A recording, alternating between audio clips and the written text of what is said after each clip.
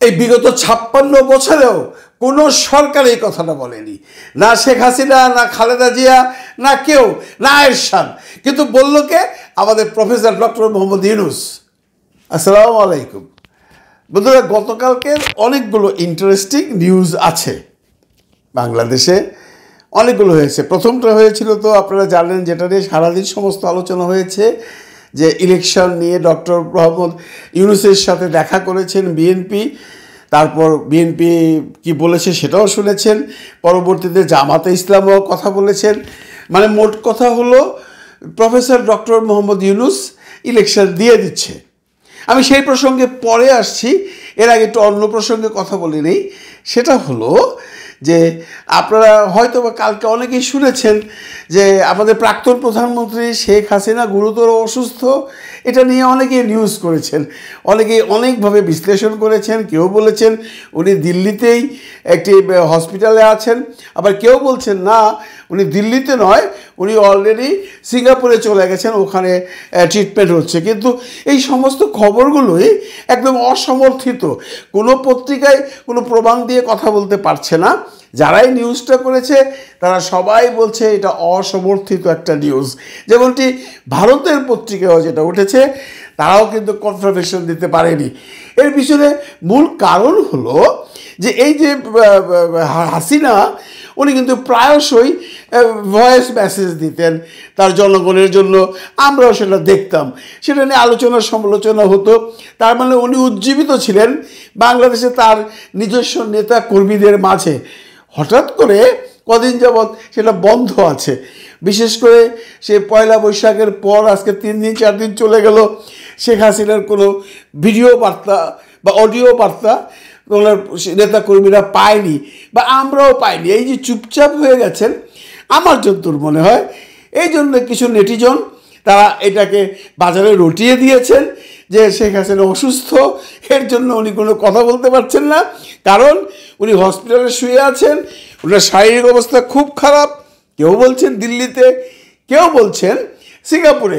কিন্তু আসল ঘটনা হচ্ছে উনি অসুস্থ কি অসুস্থ নন, উনি কলকাতায় আছেন না দিল্লিতে আছেন না উনি সিঙ্গাপুরে আছেন, এই খবরটা কেউই কনফার্মেশন করে দিতে পারেনি। কাজে আমরা সেই খবরটাকে পাত্তাই দিলাম না, কারণ উনি অসুস্থ হলে সেই খবরটা আসবে এবং সেটা ওনার নেতাকর্মীদের জন্য একটা দুঃসংবাদ বয়ে আনবে।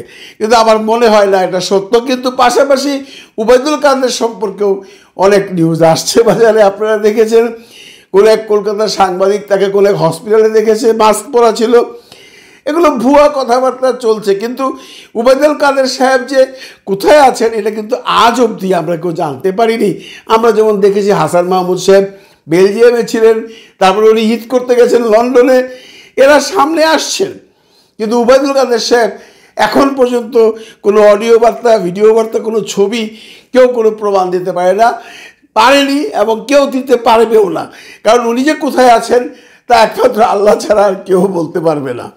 এবার আসি আরেকটা প্রসঙ্গে। আপনারা অলরেডি শুনেছেন, বা এটা গত পরশুদিনের নিউজ, যে ডক্টর মোহাম্মদ ইউনূসকে Times magazine 100 of the people, 100 best people, 100 authentic people, 100 জনের মধ্যে ওনাকে রেখেছেন টাইম ম্যাগাজিনে। এই টাইম ম্যাগাজিনে কিন্তু এর আগে আমাদের নাহিদ ইসলামকে এনেছিল 100 powerful person in the world. তো সেখানে নাহিদ ছিল গত বছর, এবার আসলো ডক্টর মোহাম্মদ ইউনূস। ডক্টর মোহাম্মদ ইউনূসের সাথে যারা আছেন সেটাও আপনারা শুনেছেন। সেখানে আছেন ডোনাল্ড ট্রাম্প, সেখানে আছেন এলন মাস্কের মতো লোকজন, আরও আছে ব্রিটিশ প্রধানমন্ত্রী কিয়ার স্টারমার আছেন, এরকম অনেক ভেনিজুয়েলার প্রধানমন্ত্রী আছেন, এরকম অনেকেই আছেন। তো এটা একটা সুখের খবর, কিন্তু এই রাজনৈতিক টালমাটালের জন্য এখন আর এটা নিয়ে কেউ কোনো আলোচনা করছে না। কারণ ডক্টর ইউনূসের কোনো প্রাপ্তিকে একটি মহল আছে যারা খুব একটা পাত্তা দেয় না, তারা তাকে একদম তুচ্ছ তাচ্ছিল্য করে কথা বলে।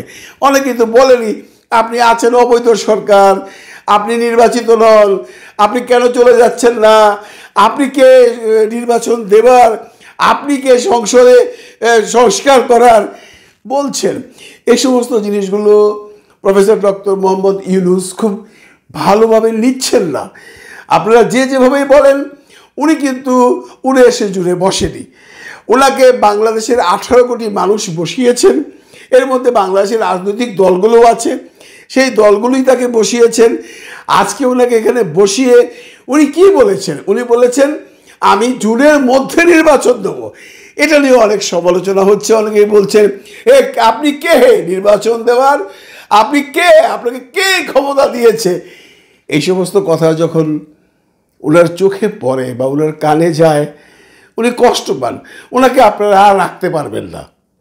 আপনারা যেভাবেই বলুন, আপনারা অনেকেই বলেন, আমরা বিভিন্ন ব্লগে গিয়ে দেখি নিচে কমেন্টসে আপনাকে আমরা 5 বছর চাই, 10 বছর চাই, ইত্যাদি ইত্যাদি ইত্যাদি, অসংখ্য কমেন্ট।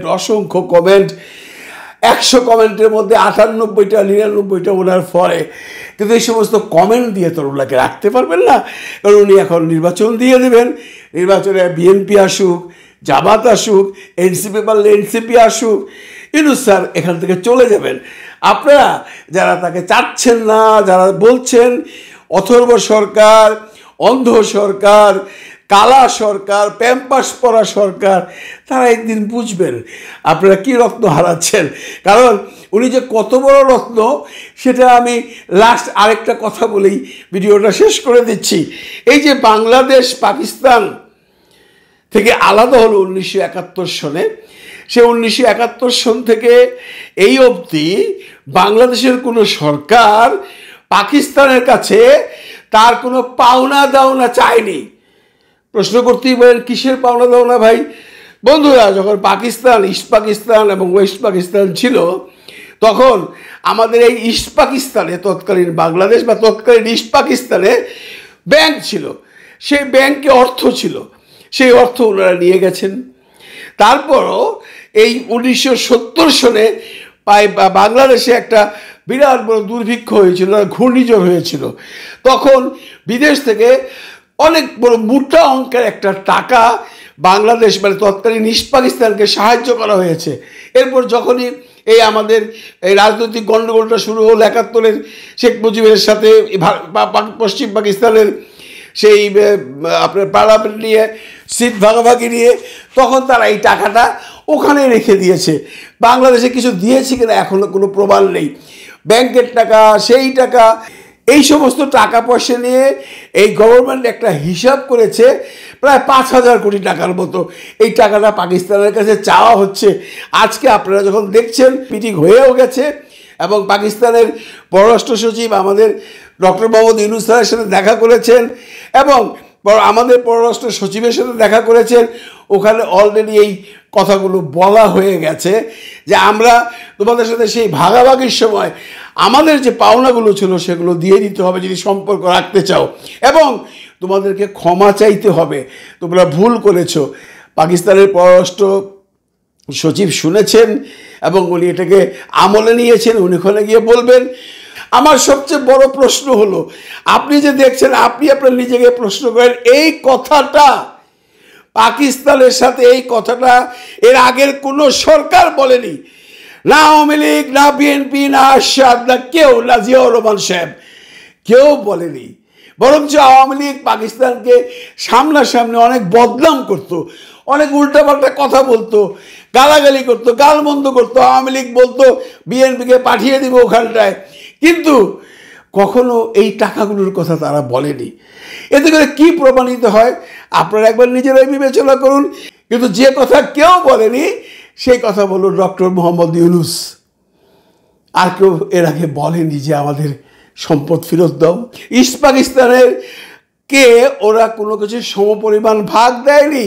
আনুপাতিক হারে যদি আপনি কোষাগার ভাগ করেন তাহলে জনসংখ্যার অনুপাতে বাংলাদেশ 56% পায়।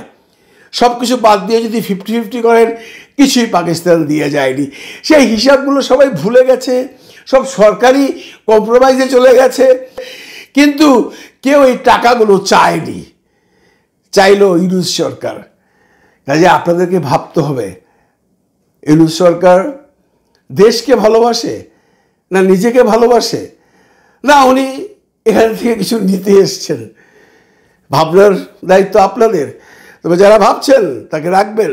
আমি আগাম বলে দিচ্ছি, উনি থাকবেন না। ওনাকে এইভাবে কথা বললে উনি থাকবেন না, ওনার কোনো প্রয়োজন নেই।